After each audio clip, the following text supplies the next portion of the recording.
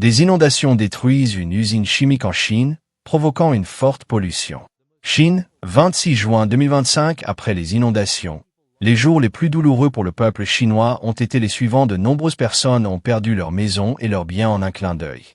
Les larmes ont coulé après la perte de leurs proches dans ces terribles inondations. Maintenant que les eaux se sont retirées, ils sont confrontés à une autre horreur. Plus dangereuse encore que les inondations, la pollution de l'eau qu'ils utilisent au quotidien. C'est le cas dans la province du Guangxi, où une usine chimique a été touchée par les inondations. Elle s'est effondrée dans le cours principal de la rivière Liujiang, contaminée par l'antimoine, un métal lourd. Ces derniers jours, la province du Guangxi a été frappée par des inondations continues, causant de lourdes pertes à sa population. En raison des fortes pluies et de la montée des eaux, la zone de stockage des déchets d'une entreprise chimique en amont s'est effondrée, et la rivière Liuzhou, dans le Guangxi, a été contaminée par l'antimoine, un métal lourd. Bien que le gouvernement ait annoncé avoir procédé à un traitement d'urgence et que la qualité de l'eau du robinet soit restée normale dans de nombreux endroits, les habitants se sont plaints de la coupure d'eau pendant 3 jours et ont dû se contenter d'eau minérale achetée en supermarché pour boire et manger. Certains ont également révélé que l'eau de la rivière était polluée depuis le 20 juin 2025 selon un rapport du Bureau de l'environnement écologique de la ville de Liuzhou, le 24 juin 2025. Un bassin d'épuration du comté autonome Miao de Rongshui s'est effondré en raison de fortes pluies. L'ajout de détergents provenant des fortes pluies de la province du Guizhou a entraîné une concentration anormalement élevée d'antimoine dans les rivières du Liujiang, Rongjiang et Liujiang, dans le Guangxi, et a conduit Liuzhou à déclencher une intervention d'urgence de niveau 3. L'avis précisait également que la qualité de l'eau des stations d'épuration des zones urbaines et des comtés était conforme aux normes sanitaires pour l'eau potable et que les habitants n'avaient pas à paniquer, à ne pas croire aux rumeurs ni à les propager. Cependant, des internautes de la région de Rongjiang ont publié de nombreuses vidéos révélant que Rongjiang était pollué depuis le 20 juin, mais l'avis officiel n'a été publié que le 24 juin. Les habitants du Guangxi ont rejeté la déclaration officielle selon laquelle l'eau du robinet était conforme aux normes sanitaires. Un citoyen a demandé pourquoi l'eau était jaune et trouble. Certains habitants ont même demandé « Si l'eau est conforme, pourquoi ne me donnez-vous pas d'eau? Cela fait 3 jours que nous manquons d'eau. » Monsieur Zhu, de Liuzhou, a déclaré que de nombreux endroits de Liuzhou étaient privés d'eau. Noting Hill et Xianjuandadi ont été privés d'eau pendant 3 jours le 25 juin. Monsieur Wei, de la Liuzhou Pure Water Distribution Company, a déclaré aux journalistes que les demandes d'approvisionnement en eau avaient été nombreuses ces 3 derniers jours. La pollution du fleuve Longjiang est omniprésente.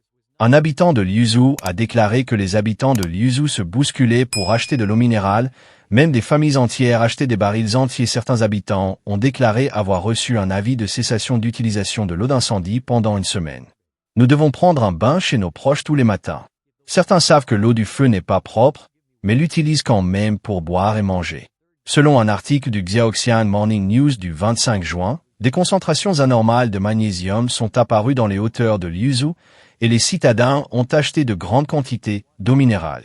L'eau en bouteille de nombreux grands supermarchés est épuisée. Les habitants ont souligné dans les commentaires que l'approvisionnement en eau était coupé depuis 3 jours.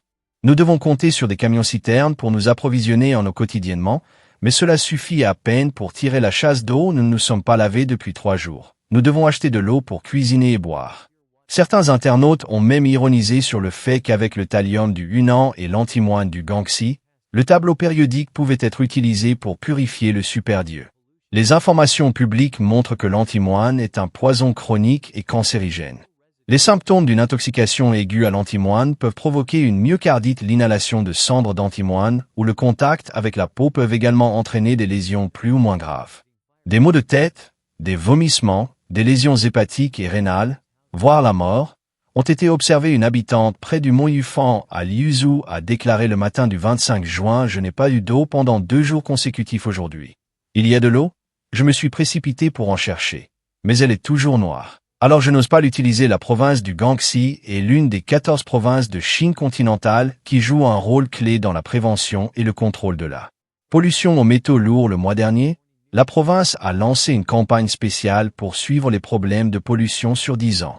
Dès 2012, le fleuve Longjiang a été gravement pollué par le cadmium. Un métal lourd, environ 20 tonnes de cadmium se sont échappées, affectant un tronçon de 300 km.